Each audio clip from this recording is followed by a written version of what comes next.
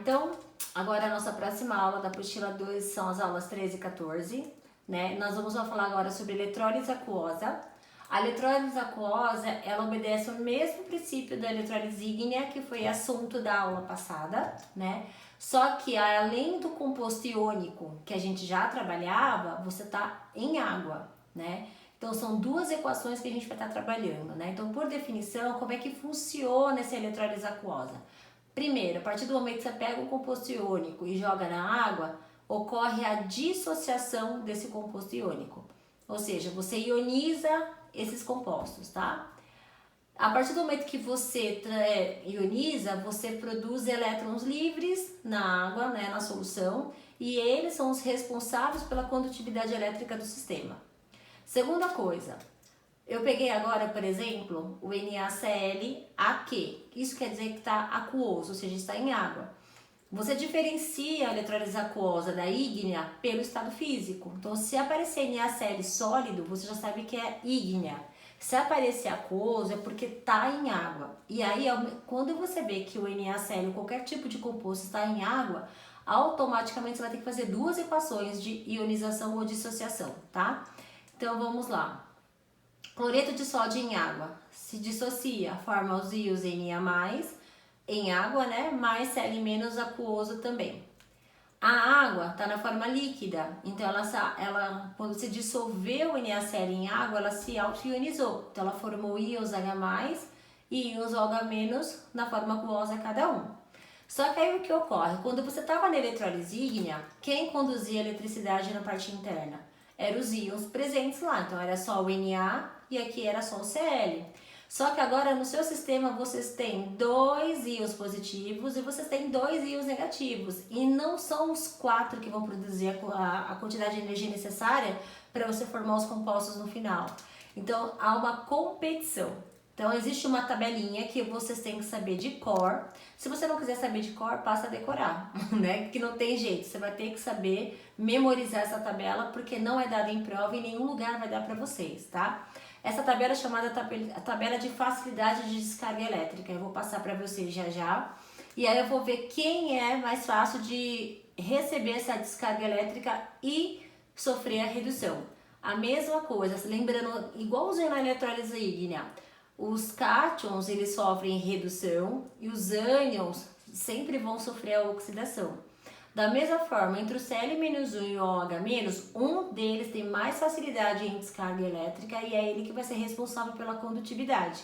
Então, vai ter uma competição entre esses íons, agora a gente precisa saber qual é mais forte para ver quem é que vai levar vantagem. Vamos lá? Então, vamos lá, pessoal. Essa aqui é a tabela de facilidade de descarga.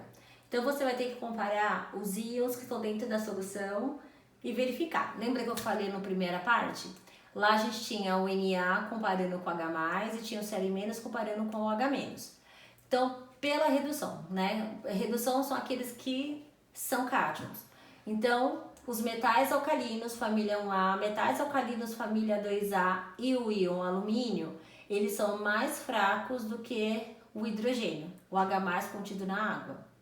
Assim como os outros metais, normalmente são os de transição, né? Os outros metais como chumbo, né?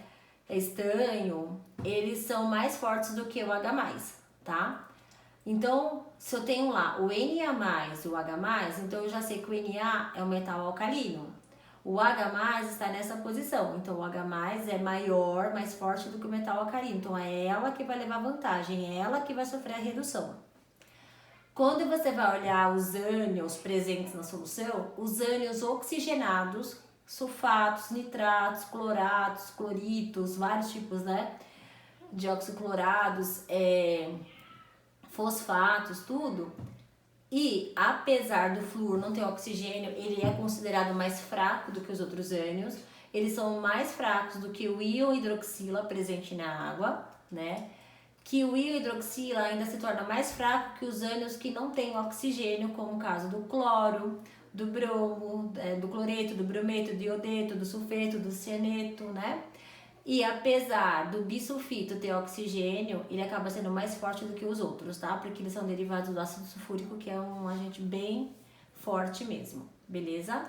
Outra coisa também, essa tabelinha que eu falei para vocês têm que saber de cor, é obrigação de vocês. Além dessa tabela de facilidade, é assim, se por acaso, na sua comparação de facilidade de descarga, quem levar vantagem for o H+, que é o caso, você tem a equação pronta para o H+, na redução.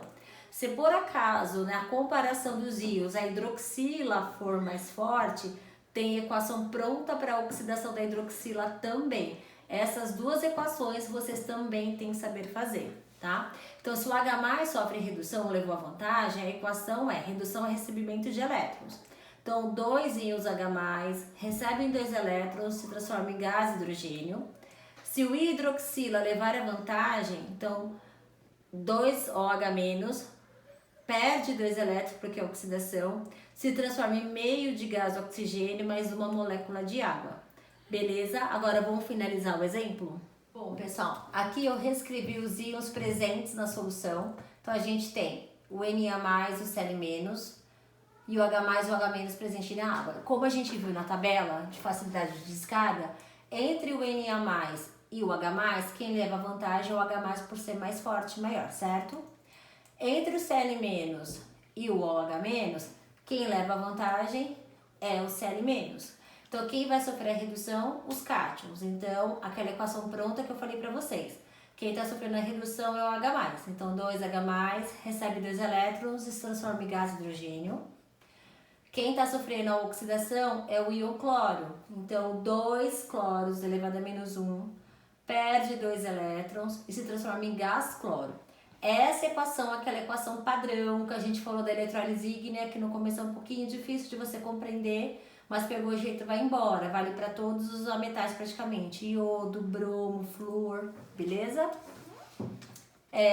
Aí o que acontece? Como se você estivesse fazendo a equação global de uma pilha, né? Passa a reta aqui, elimina a quantidade de elétrons. Se forem diferentes, tem que ter o balanceamento para deixar a quantidade de elétrons igual, né? Cortei os 2 elétrons e copiei o que sobrou. 2H+, mais Cl-, que vão dar gás hidrogênio e gás cloro. Se você juntar H+ com Cl-, forma o ácido clorídrico, que é o HCl. Então, na eletrólise aquosa, o que eles podem perguntar para vocês? A equação de redução, a equação de oxidação e qual é o produto formado. Além dessas 3 perguntas, é comum ele perguntar o que foi formado na solução. A gente não pode esquecer que ficaram 2 íons sobrando lá, boiando na solução. A gente não fez nada com o Na, a gente não fez nada com o OH. Então, sobraram pra gente o Na+ e o OH-. Se eu juntar os dois, vai formar o quê? O hidróxido de sódio, que é uma base da forma aquosa. Beleza? Para finalizar, peguei um outro exemplo para ver como funciona. Com base nesses 2 exemplos, vocês vão conseguir fazer o exercício da apostila tranquilamente, né? Peguei o sulfato de zinco, joguei na água, formou íon zinco, 2+, mais sulfato elevado a 2-. A água vai formar o H+ e o OH-. Aí eu vou lá para a tabela de facilidade de descarga elétrica. Eu preciso saber quem é mais forte, se é o zinco ou se é o H+. Quando a gente olha, os outros metais são mais fortes que o íon H+. Então, quem vai sofrer a redução é o íon zinco. Entre o íon SO4 e o íon OH-, o mais forte...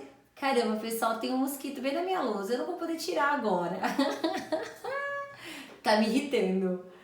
Pera aí. Sai daqui. Eu não vou voltar ou não.